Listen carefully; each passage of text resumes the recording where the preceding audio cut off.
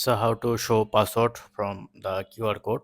For that, go to your app store and simply download any a QR code like QR code reader and QR code or any. I am downloading these apps. Once done, just open it. Now you have to allow your camera. Now just scan this code. Then you can see the password available here.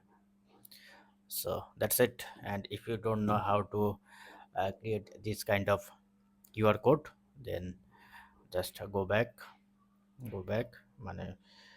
you need to open your setting, go to connections, Wi-Fi, and this setting. If you press on this setting icon, then you can see the QR code.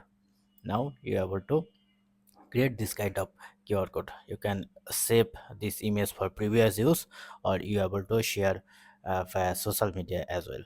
So that's it. So don't forget to thumbs up and do subscribe. Have a good day.